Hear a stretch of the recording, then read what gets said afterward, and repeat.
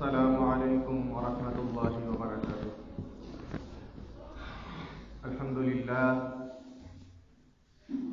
لله نحمده ونستعينه ونستغفره ونؤمن به ونتوكل عليه ونعوذ بالله من شرور أنفسنا ومن سيئات أعمالنا.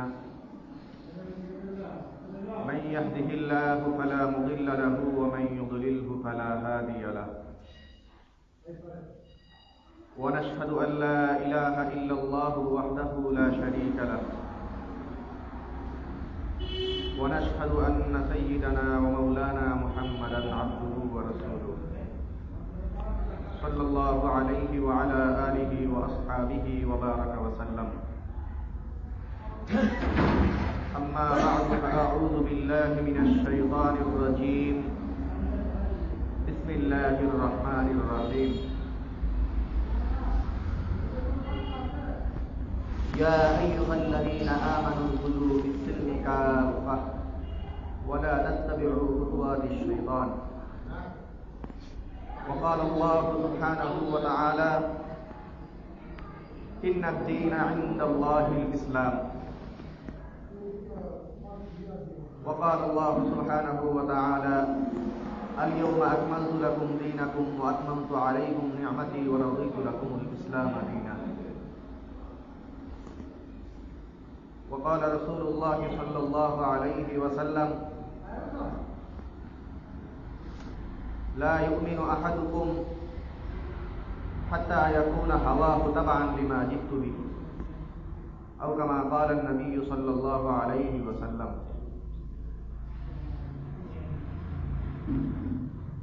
اللهم صل على محمد وعلى آل محمد كما صليت على إبراهيم وعلى آل إبراهيم إنك حميد مجيد. اللهم بارك على محمد وعلى آل محمد كما باركت على إبراهيم وعلى آل إبراهيم إنك حميد مجيد. سبحانك لا علم لنا إلا ما علمتنا إنك أنت العليم الحكيم. মহান আল্লাহ পাক রব্বুল আলামিনের দরবারে অসংখ্য শুকরিয়া জ্ঞাপন করছি, যিনি আমাদেরকে অন্যান্য জুমার নেই আজকেও জুমার নামাজ আদায়ের জন্য পবিত্র ঘর মসজিদে আসার তৌফিক দান করেছেন। আলহামদুলিল্লাহ। মুহতারাম হাজিরিন, আমরা আজকের এই জুমার দিনে যারাই জুমার নামাজ আদায়ের জন্য পবিত্র মসজিদে আমরা এসে পৌঁছেছি বা আমরা যারা আরো আসতেছি, এই মসজিদগামী সবার ব্যাপারে একটা কথা ঢালাওভাবে প্রযোজ্য, সেটা হলো আমাদের প্রত্যেকেই মুসলমান। যেহেতু মসজিদে জুমার নামাজ আদায়ের জন্য মুসলমান ছাড়া অন্য কেউ আসে না, স্বাভাবিক কথা মসজিদে আসা সকলের ব্যাপারেই এই কথা বলাটা খুবই স্বাভাবিক যে মসজিদে আসা আগন্তুক যারা এবং আসছে যারা আসতেছে সবাই মুসলমান, এবং মুসলমানদের ব্যাপারে আরেকটা কথা বলা একদমই সমীচীন। মুসলমানরা আল্লাহ পাক রব্বুল আলামিনের যে কোরআনে কারীম সেই কোরআনে কারীমের ব্যাপারে বিশ্বাস স্থাপন করে। তো কোরআনে কারীমের ব্যাপারে আমরা মুসলমানরা যেই আকীদা পোষণ করে, قد جاءكم رسول من ربكم من الله نور وكتاب مبين أنما أنزل إليك من ربك هو الحق। আল্লাহ পাক রব্বুল আলামিন আপনার প্রতি যা কিছু অবতীর্ণ করেছেন এই কোরআনে কারীম যেটা দিয়েছেন সেটা সত্য। এই কোরআনে কারীমের সত্য এই কথাটা প্রত্যেকটা মুসলমান বিশ্বাস করে। কোরআনে কারীমের মধ্যে আল্লাহ পাক রব্বুল আলামিন কয়েকটা কথা বলেছেন যেগুলো আজকে আমাদের আলোচনার সাথে সম্পৃক্ত। আল্লাহ পাক রব্বুল আলামিন কোরআনে কারীমের এক জায়গায় বলেন, সূরা আলে ইমরানের মধ্যে উল্লেখ হয়েছে, ইন্নাদ দীনা ইনদাল্লাহিল ইসলাম। আল্লাহ পাক রব্বুল আলামিনের কাছে মনোনীত ধর্ম একমাত্র ইসলাম। সূরা আলে ইমরানে এই কথাটা আল্লাহ তাআলা বলেছেন। এবং ইসলাম আল্লাহ পাক রব্বুল আলামিনের কাছে একমাত্র মনোনীত ধর্ম। এই ইসলাম ধর্ম অসম্পূর্ণ কোনো ধর্ম না। এই কথার ঘোষণা দিতে গিয়ে আল্লাহ পাক রব্বুল আলামিন সূরা মায়েদার মধ্যে উল্লেখ করেন, সর্বশেষ কোরআনে কারীমের যে আয়াতগুলি অবতীর্ণ হয়েছে এর মধ্যে এগুলো আছে।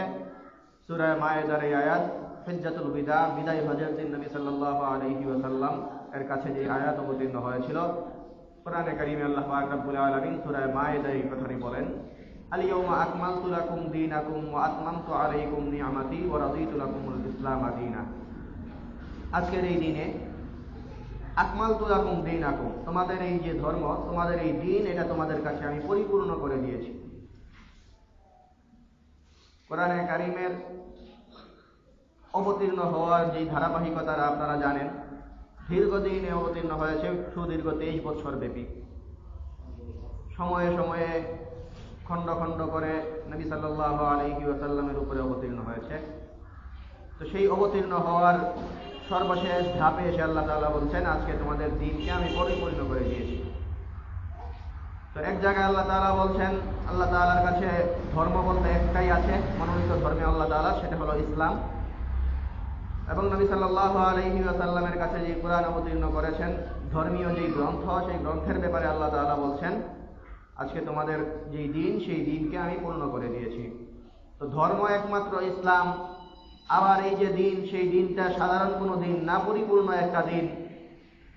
এই দুই কথার স্বাভাবিক যেই দাবি, সেই দাবিটা আল্লাহ তাআলা আরেক জায়গায় উল্লেখ করছেন সূরা বাকারার মধ্যে। আল্লাহ পাক রব্বুল আলামিন বলছেন, ইয়া আইয়ুহাল্লাযীনা আমানু দুখুলু ফিস-সিলমি কাফা। হে মুমিনরা, তোমরা যারা নিজেদেরকে ঈমানদার দাবি করো, তোমরা উদখুলু ফিস-সিলমি কাফা, এই ইসলাম ধর্মের মধ্যে পরিপূর্ণভাবে তোমরা প্রবেশ করো। ইসলাম ধর্মে তোমরা পরিপূর্ণভাবে প্রবেশ করো, এটা আল্লাহ পাক রব্বুল আলামিন সূরা বাকারার মধ্যে বলছেন। তো আমরা যে আয়াতগুলি পাঠ করলাম, এক জায়গায় আমরা দেখতে পাচ্ছি আল্লাহ তাআলা বলছেন, আল্লাহ তাআলার কাছে মনোনীত ধর্ম একমাত্র ইসলাম। আরেক জায়গায় আল্লাহ তাআলা বলছেন, সেই ইসলাম ধর্মকে আল্লাহ তাআলা পরিপূর্ণ করে দিয়েছেন। সেই প্রেক্ষিতে আল্লাহ তাআলা আদেশ দিচ্ছেন যে তোমরা ইসলাম ধর্মে পূর্ণাঙ্গভাবেই প্রবেশ করো। তো প্রত্যেকটা মুসলমান যারা ইসলাম ধর্মের অনুসারী, তাদের জন্য এই কথাটা জানা খুবই জরুরি যে তাদের ধর্মটা পরিপূর্ণ। এবং এই জানার পাশাপাশি তাদের এই ধর্মের মধ্যে পূর্ণাঙ্গ রূপে প্রবেশ করা, সেটাও কোরআনে কারীমের মধ্যে আল্লাহ তাআলার দেওয়া আদেশগুলির মধ্যে অন্যতম একটি আদেশ। আমাদের বর্তমান প্রেক্ষিতে আমাদের সামনে যেই অবস্থা তৈরি হয়েছে, সেই অবস্থা আমরা যদি বলি যে ইসলাম এই ব্যাপারে চুপ, কোনো কিছু বলে না, এর অর্থ হলো আল্লাহ পাক রব্বুল আলামিন যে বলছেন ইসলাম ধর্ম পরিপূর্ণ, এই কথাটা আল্লাহ পাক রব্বুল আলামিনের এই কথা যেটা, সেই কথাটা বৃথা যাচ্ছে। তো আমাদের এই উদ্ভূত পরিস্থিতি, যে কোনো পরিস্থিতিতে কোরআনে কারীম, আল্লাহ পাক রব্বুল আলামিন এমন কোনো সমস্যা নেই, যে সমস্যা বা এমন কোনো পরিস্থিতি নেই যে পরিস্থিতিতে ইসলাম আমাদেরকে কোনো আদেশ এবং দিক নির্দেশনা দেয় না। তো আমাদের যেই সামনে যেই সময়, বর্তমান প্রেক্ষিতে আমাদের সংসদ জাতীয় নির্বাচন একদম আসন্ন। এই মুহূর্তে মুসলমানদের ভোট দেওয়া এটা ইসলাম এই ভোট দেওয়াকে কি হিসাবে দেখে? একজনের পক্ষে ভোট দেওয়া এর অর্থ হলো সাক্ষ্য দেওয়া। ইসলামী চিন্তায় কারো পক্ষে ভোট দেওয়ার অর্থ হলো তার সাক্ষ্য দেওয়া, আমি সাক্ষ্য দিতেছি যে এই লোকটা যোগ্য, এই লোকটা ভালো। সাক্ষ্য দেওয়ার ব্যাপারে ইসলামের মধ্যে বেশ কিছু নিয়ম নীতি আছে। আমরা জানি আমাদের যেই নেতা নির্বাচন প্রক্রিয়া ইসলামের সাথে মিলবে না, আপনারা জানেন, এটা আপনারা মেনেই নিয়েছেন। কারণ আপনারা জানেন খেলাফত ব্যবস্থা ধ্বংস হয়ে গেছে। খেলাফত ব্যবস্থাকে ধ্বংস করে আব্রাহাম লিঙ্কন, ইসলামের একজন শত্রুদের অন্যতম, সেই গণতান্ত্রিক ব্যবস্থা চালু করেছে, আমাদের উপরে ওটা চাপিয়ে দিয়েছে। আমরা যারা এটা চর্চা করি আমাদের উপরে চাপিয়ে দেওয়া হয়েছে, এটা আপনারা ভালো করেই জানেন। অর্থাৎ আমরা আনন্দের সাথে এটা চর্চা করি না, এটা আমাদের উপর চাপিয়ে দেওয়া হয়েছে। এই কারণে চাপিয়ে দেওয়া জিনিস যেটা আমরা রাজি না, এর মানে এইটাই যে আমাদের ধর্মের সাথে মিলে না, এই কারণেই আমরা রাজি না। তো যারা আমাদের ধর্মীয়, আমাদের দেশে যারা নেতৃত্বে আছেন, যারা নেতৃত্ব দেন, ওনারা অকপটে স্বীকার করেন যে এটা তো আসলে আমাদের উপর চাপিয়ে দেওয়া একটা পদ্ধতি, যেটা থেকে আমরা বের হতে পারতেছি না। তো এই কারণে এই সংক্রান্ত নীতিমালা ইসলাম কি বলে আমাদের এটা জানা চাই। এবং যদি আমরা দেখি যে ইসলামের সাথে মিলতেছে না, তারপরের কথা হলো আমরা করবো কিনা। এটা মিলতেছে না, তাহলে আমরা ভোট দিব না। যদি আমরা শেষ পর্যন্ত বলি হ্যাঁ ভোট দিবেন আপনারা, তাহলে আপনাদেরকে এইটা অপরাধ বোধটা মনে থাকতে হবে যে আসলে কাজটা আমি ঠিক করতেছি না, কিন্তু পরিস্থিতির চাপে পড়ে আমার ভোট দেওয়াটা আমার জন্য বেশি সমীচীন, এই কারণে দিতেছি। যেহেতু না দেওয়ার চেয়ে দেওয়াটা ভালো, এই কারণে দিবেন। পাশাপাশি যেহেতু এটা আমাদের ইসলামের যে মৌলিক চিন্তার সাথে না মিলে না, এই কারণে পাশাপাশি ভোট দিয়ে এসে আল্লাহ তাআলার কাছে ক্ষমা প্রার্থনাও করবেন। তো এটা হলো কথা। যদি দেখেন যে আপনার ধর্মের সাথে মিলতেছে না, আপনি বাধ্য, তাহলে আপনি পরে পাশাপাশি এটার ব্যাপারে আল্লাহ তাআলার কাছে ক্ষমা প্রার্থনা করবেন। এই জন্য মিলে কি মিলে না অপরাধ বোধটা জাগ্রত করার জন্য আমরা এই বিষয়ে কথা বলব। তো ইসলাম নেতা নির্বাচনের ব্যাপারে রাষ্ট্র কায়েম করেছেন নবী সাল্লাল্লাহু আলাইহি ওয়াসাল্লাম মদিনায় এসে নবী সাল্লাল্লাহু আলাইহি ওয়াসাল্লাম রাষ্ট্র কায়েম করার পরে নবী সাল্লাল্লাহু আলাইহি ওয়াসাল্লাম বহু দৃষ্টিকোণ থেকে হযরত আবু বকর রাদিয়াল্লাহু তাআলা আনহুকে প্রাধান্য দিয়েছেন। নাম বলেননি যে আমার পরে আবু বকর নেতা হবে, এই কথা বলেননি। বাকি নবী সাল্লাল্লাহু আলাইহি ওয়াসাল্লামের কাছে মহিলারা আসছেন, হুজুর আপনিকে যদি আমরা এই সমস্যা সমাধানের কাছে এসেছি, এই সমস্যা সমাধান তো আজকে আমরা নিয়ে নিলাম, যদি আমরা এই সমস্যার সমাধান কোন সমস্যায় পড়ি, আপনার কাছে সামনে এসে আপনাকে না পাই, দেখি যে আপনি আর দুনিয়াতে নাই, তখন আমরা কার কাছে যাব? তখন উনি বলেছিলেন তোমরা আবু বকরের কাছে যাবে। নবী সাল্লাল্লাহু আলাইহি ওয়াসাল্লাম অসুস্থ অবস্থায় নামাজের ইমামতি করতে পারতেছিলেন না, আবু বকর রাদিয়াল্লাহু তাআলা আনহুকে বলেছেন তুমি ইমামতি করো। এই ধরনের অনেক ইঙ্গিত বাহক কথা কাজ এগুলি হয়েছে, কিন্তু স্পষ্ট বলেননি যে আমার পরে তোমরা আবু বকরের নেতা বানাও। তো এই কথাটা উনি বলেননি, বাকি উনি প্রায় না বলার মতো হলেও বলে দিয়ে গেছেন। এই প্রেক্ষিতে আবু বকর রাদিয়াল্লাহু তাআলা আনহু উনি হয়েছেন পরবর্তী খলিফা। সাহাবায়ে কেরাম সবাই নবী সাল্লাল্লাহু আলাইহি ওয়াসাল্লামের জিন্দেগি চর্চা করার পরে এই সিদ্ধান্তে উপনীত হয়েছেন যে আবু বকর রাদিয়াল্লাহু তাআলা আনহু খলিফা হওয়ার সবচেয়ে বেশি যোগ্য।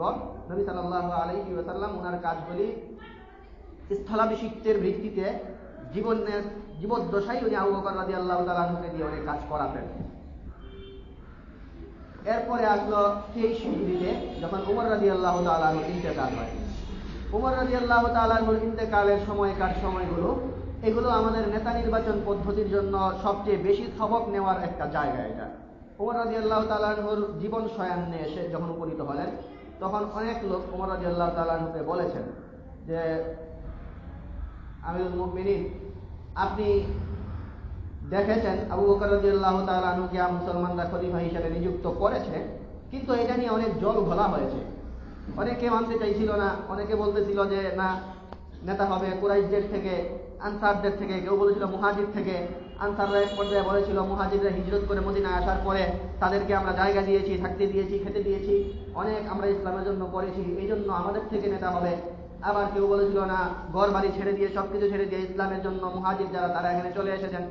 অনেক আলাপচারিতা হয়েছে, তারপরে আবু বকর রাদিয়াল্লাহু তাআলা আনহুকে সবাই মেনে নিয়েছেন।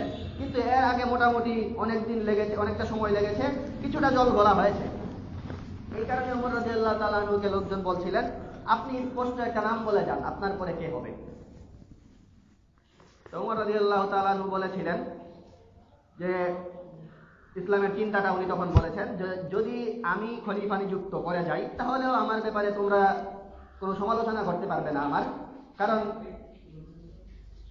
মাঝখানে আবু বকর রাদিয়াল্লাহু তাআলা আনহুর পরে উমর রাদিয়াল্লাহু তাআলা আনহু আরেকটা যুগ রয়ে গেছে। আবু বকর রাদিয়াল্লাহু তাআলা আনহু যখন ইন্তেকাল করেন, তো আবু বকর রাদিয়াল্লাহু তাআলা আনহু ইন্তেকালের মুহূর্তে স্পষ্ট উমর রাদিয়াল্লাহু তাআলা আনহুর নাম বলে গেছেন। উনি বলেছেন আমার পরে উমর নেতা হবে। উমর রাদিয়াল্লাহু তাআলা আনহু দেখে কিভাবে দেশ চালাতে হবে উনি বুঝিয়ে গেছেন এবং উমর রাদিয়াল্লাহু তাআলা আনহুর হাতে বায়াত হওয়ার জন্য সবাইকে বলে গেছেন। তো দুইটা দেখলাম, নবী সাল্লাল্লাহু আলাইহি ওয়াসাল্লাম স্পষ্ট কিছু বলে যাননি, ইঙ্গিতে বললেও আবু বকর রাদিয়াল্লাহু তাআলা আনহু স্পষ্ট উমরের কথা বলে গেছেন। তো উমর রাদিয়াল্লাহু তাআলা আনহু উনার সময় এসে উনি বললেন যে দেখো আমি যদি নেতা নির্বাচন করেও যাই তাহলেও তোমরা আমার কোনো সমালোচনা করতে পারবে না, আর যদি নাও করে যাই তাহলেও সমালোচনা করতে পারবে না, কারণ আমি নেতা নির্বাচন না করলে পারবে না, করলেও পারবে না। কেন? যদি আমি বলে যাই একজনের কথা তাহলে তোমরা আমার বিরুদ্ধে লাগতে পারবে না, কারণ আমার চেয়ে যে উত্তম আবু বকর, সেই আবু বকর আমার চেয়ে উত্তম ব্যক্তি নেতা নির্বাচন করে গেছে। অর্থাৎ আবু বকর উমরের নাম বলে গেছিলেন। আমার চেয়ে যিনি উত্তম তিনি নেতা নির্বাচন করে দিয়ে গেছেন, এই কারণে তোমরা আমার সমালোচনা করার কোনো পথ পাবে না। আর যদি আমি নাও করে যাই তাহলেও পাবে না, কারণ আমার চেয়ে যে ব্যক্তি উত্তম তার চেয়েও যিনি উত্তম নবী সাল্লাল্লাহু আলাইহি ওয়াসাল্লাম উনি নেতা নির্বাচন করে দিয়ে যান। তো এই কারণে আমার যেটা সুবিধার মনে হয়, আমার যেটা ভালো মনে হয় সেটাই করব। তোমরা এখানে পিড়াপিড়ি করো না যে একজনের নাম বলে যান বা বলে যাবেন না। তো উমর রাদিয়াল্লাহু তাআলা আনহু একটা কাজ করলেন, সেটা হলো কয়েকজনকে ভোটার আইডি কার্ড দিলেন, 6 জনকে। এদেরকে হযরত আলী রাদিয়াল্লাহু তাআলা আনহু, হযরত উসমান রাদিয়াল্লাহু তাআলা আনহু, হযরত আব্দুর রহমান ইবনে আউফ রাদিয়াল্লাহু তাআলা আনহু 3 জন হলো, হযরত তালহা রাদিয়াল্লাহু তাআলা আনহু 4, 5 নম্বর হযরত জুবাইর রাদিয়াল্লাহু তাআলা আনহু, 6 নম্বর হযরত সাদ ইবনে আবি ওয়াক্কাস রাদিয়াল্লাহু তাআলা আনহু। এদেরকে ভোটার আইডি কার্ড দিলেন এটা বলে যে তোমরা ভোট দিবে। এই 6 জন, কোরআনে কারীমের মধ্যে আছে ওয়াইন তুতি আকসারা মান ফিল আরদি ইউদিল্লুকা আন সাবিলিল্লাহ। গণতন্ত্রের চর্চা যদি করেন আপনি, তাহলে গণতন্ত্রের চর্চা করলে আল্লাহর রাস্তা থেকে লোকজন আপনাকে সরিয়ে দিবে। কারণ ওয়ালাকিন্না আকসারান নাসি লা ইয়ালামুন, মানুষদের মধ্যে বেশিরভাগ মানুষই বুঝে না। কিছু মানুষই জ্ঞানী, সব মানুষের জ্ঞান সমান না। বেশিরভাগ মানুষ নির্বোধ, অবুঝ। এই জন্য ঢালাওভাবে সবাইকে ভোটার আইডি কার্ড দিলে অবুঝ লোককেই ক্ষমতায় আনবে। এই কারণে ওমর রাদিয়াল্লাহু তাআলা আনহু যেটা করে গেছেন, 6 জনকে ভোটার আইডি কার্ড দিয়েছেন, বলেছেন যে তোমরা এই 6 জনকে দায়িত্ব দিলাম, এই 6 জন ভোট দিবা, তোমাদের মধ্য থেকেই কাউকে ভোট দিতে হবে, অন্য কাউকে না। তোমরাই নির্বাচন করবা তোমাদের মধ্যে কে হবে এবং তোমাদের মধ্য থেকে কে নেতা হবে। এটার মধ্যে আবার এলিট শ্রেণীর ভোট আছে, সব ভোটের মান সমান না। যদি তোমরা দেখো যে 6 জন, একজনের পক্ষে 3 জন ভোট দিত, আরেকজনের পক্ষে 3 জন ভোট দিত, এরকম হয়ে গেল, তাহলে আব্দুর রহমান ইবনে আউফের ভোটটা যেই বাক্সে পড়বে সেই লোকই নেতা হবে। সমান হলেও, ভোট সমান হলেও আব্দুর রহমান ইবনে আউফের ভোটের মূল্য বেশি। এই আব্দুর রহমান ইবনে আউফের ভোটটা যেই বাক্সে পড়বে সেই নেতা হবে, যদি সমান হয়। সমান না হলে তো যার দিকে বেশি হবে। এই 6 জন যেহেতু সবাই বিবেকবান লোক, এই কারণে তাদের ভোটের একটা মূল্য আছে, তারা যাকে নির্বাচন করবে তারা হতে পারবে। এর মধ্যে যদি সমান হয়ে যায় তাহলে আবার ভোটের মূল্য নির্ধারণ করবে তোমরা, আব্দুর রহমান ইবনে আউফের ভোটটা যেই দিকে যাবে সেই লোকটাই নেতা হবে। তো কোরআনে কারীমের মধ্যে আমরা শুরুতেই আপনাদেরকে বলেছি ভোট দেওয়া একটা শাহাদাত বলে, এটাকে একটা সাক্ষ্য দেওয়া। সাক্ষ্য দেওয়ার ব্যাপারে আল্লাহ পাক রব্বুল আলামিন বলেন, যারা ফাসিক, দুর্নীতিবাজ, সুদখোর, মদ্যপায়ী, ফাসিক যারা, এর কথায় লা তাকবালু লাহুম শাহাদাতান আবাদা, এদের ভোট কখনো গ্রহণ করো না তোমরা। এটা হলো আল্লাহ পাক রব্বুল আলামিন বলছেন যারা ফাসিক, যারা সমাজের মধ্যে বিশৃঙ্খলা তৈরি করে, এইসব লোকদেরকে ভোটার আইডি কার্ড দিবা না। এটা হলো কোরআনে কারীমের একটা কথা। আবার যারা ভোটার আইডি কার্ড পাবে, ফাসিক না, যারা ভোট দেওয়ার এলিট শ্রেণীর লোক, ভোট দেওয়ার উপযুক্ত যারা, এদের ব্যাপারে আল্লাহ পাক রব্বুল আলামিন আবার ভাগ করেছেন, ভোটের মূল্য নির্ধারণ করেছেন, তারতম্য। আল্লাহ পাক রব্বুল আলামিন এই ভোটের ক্ষেত্রে আল্লাহ তাআলা বলেন সাক্ষ্য, শাহাদাত যেটা, সেই সাক্ষ্যের ব্যাপারে আল্লাহ পাক রব্বুল আলামিন অনেক জায়গায় বলেছেন যে তোমরা 2 জন পুরুষের সাক্ষ্য নেও, কোন জায়গায় 4 জন পুরুষের সাক্ষ্য নেও। 2 জন পুরুষের সাক্ষ্যের ব্যাপারে আল্লাহ পাক রব্বুল আলামিন এক জায়গায় বলতে গিয়ে বলেন ফাইল্লাম তাজিদু যদি তোমরা এরকম দুজন না পাও, দুজন পুরুষ না পাও, তাহলে একজন পুরুষ শুধু পাও, আর একজন পুরুষ পাওয়ার জায়গাটা শূন্য। সাক্ষ্য নেওয়ার মতো দুইজন পুরুষ তোমরা খুঁজে পাচ্ছ না, একজন পাইতেছো আর একজন পাইতেছো না, তাহলে ওয়ামরাআতানি মিম্মান তারদাউনা মিনাশ শুহাদা, এই একজন পুরুষের জায়গাটা পূরণ করবে দুইজন মহিলা। অর্থাৎ একজন পুরুষের একটা পুরুষের একটা ভোটের মূল্য যতটুকু, দুইজন মহিলার ভোটের মূল্য ঠিক ততটুকু। এটা হলো যারা ভোটার আইডি কার্ড পাবে তাদের মধ্যে একটা পার্থক্য। মহিলাদের ভোটের মান অর্ধেক, পুরুষের ভোটের মান ডাবল। কারণ পুরুষেরা তারা এদের বিবেচনাটা একটু শক্ত হয়, এদের জ্ঞান বুদ্ধি জানাশোনাটাও বেশি হয়, মহিলারা সেই তুলনায় একটু কম জানাশোনা থাকে। আল্লাহ পাক নবী সাল্লাল্লাহু আলাইহি সাল্লাম বলেন নাকিসাতুল আকল, এদের আকল যেটা সেটা ত্রুটিপূর্ণ হয়ে থাকে, বিবেচনা বোধটা এদের স্বয়ংক্রিয় হয়ে থাকে না, স্বয়ং সম্পূর্ণ হয় না। তো ভোটার আইডি কার্ড যারা পাবে এদের মধ্যে তারতম্য আছে। ভোটার আইডি কার্ড যারা, আর একটা দল ফাসেক যারা, তারা ভোটার আইডি কার্ড পাবেই না। এটা হলো কোরআনে কারীমের ভোট দেওয়ার ক্ষেত্রে শাহাদাত, যেটা সাক্ষ্য দেওয়া, সাক্ষ্য দেওয়ার অধিকার পাওয়ার কথা।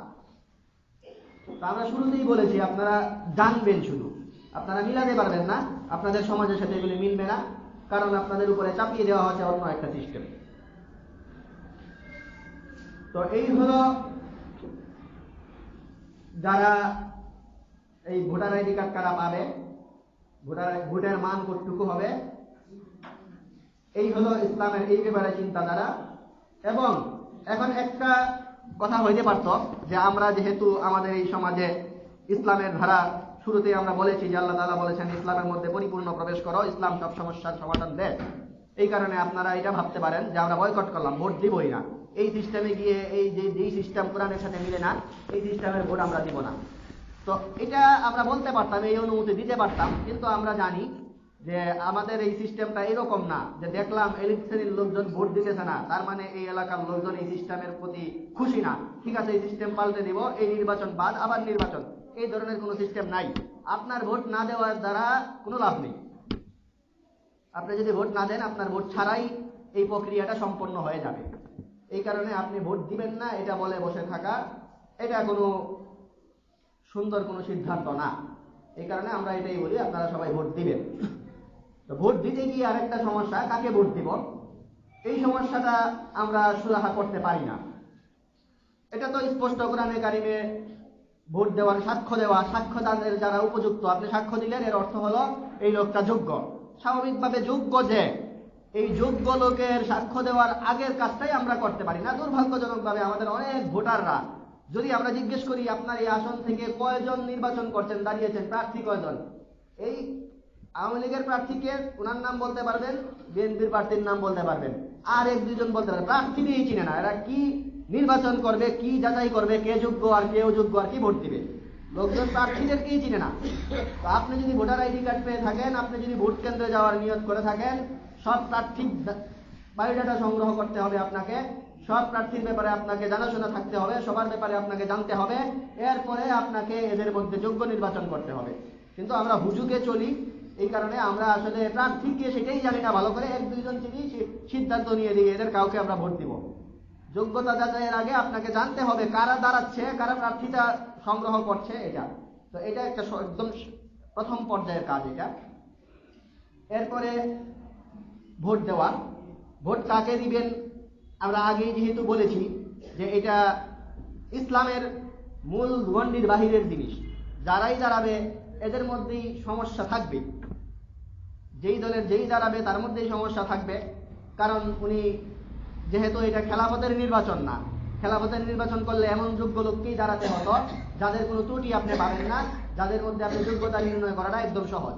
তো এই কারণে আপনার নিরিখে আপনি যোগ্যতাকে কতটুকু যোগ্য সেটা দেখবেন। যোগ্যতার তারতম্য হতে পারে, মানুষের চিন্তাধারার মধ্যে হেরফের হয়, আমার চিন্তায় একজন যোগ্য, আপনার চিন্তায় অন্যজন হতে পারে।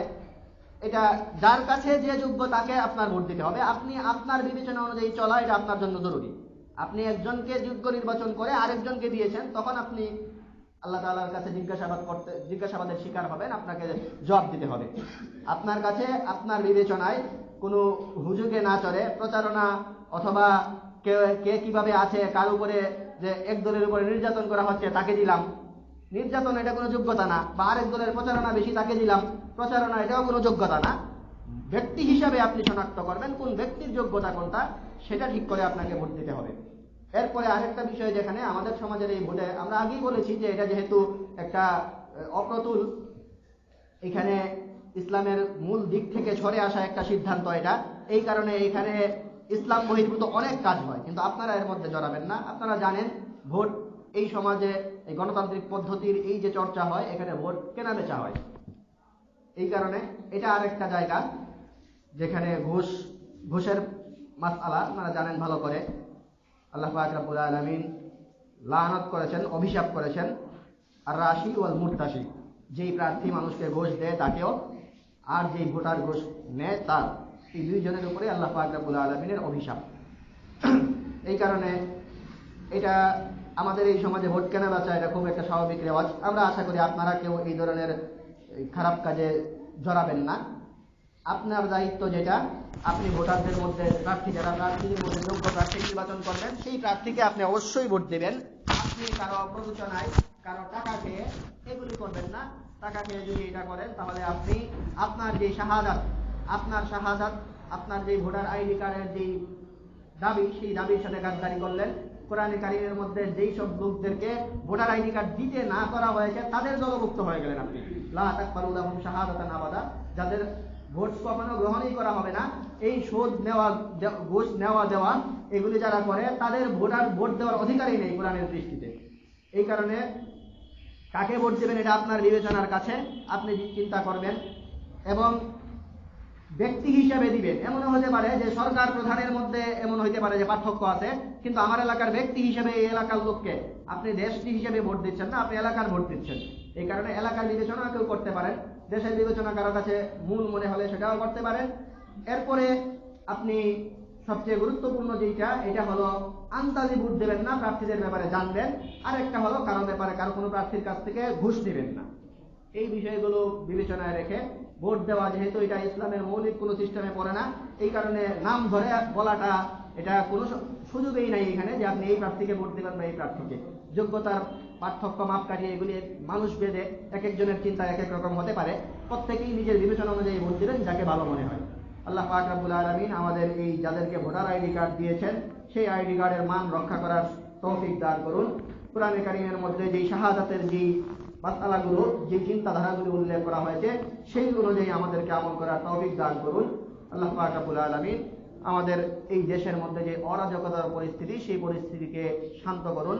আল্লাহ পাক রব্বুল আলামিন আমাদের সবাইকে আপোষে, আল্লাহ পাক রব্বুল আলামিন বলেন, দুইজন মুসলমান যখন একজনের সাথে আরেকজন লড়াইয়ে লিপ্ত হয়, ফাল কাতিলু ওয়াল মাকতুলু কিলাহুমা ফিন্নার, নবী সাল্লাল্লাহু আলাইহি ওয়াসাল্লাম বলেন যে মরলো যে মারলো দুইটাই জাহান্নামী। এই কারণে কোনো ধরনের এই বিশৃঙ্খল পরিস্থিতিতে আমাদের জড়িয়ে পড়া থেকে আল্লাহ পাক রব্বুল আলামিন আমাদের সবাইকে হেফাজত করুন। ওয়া আখিরু দাওয়ানা আলহামদুলিল্লাহি রাব্বিল আলামিন।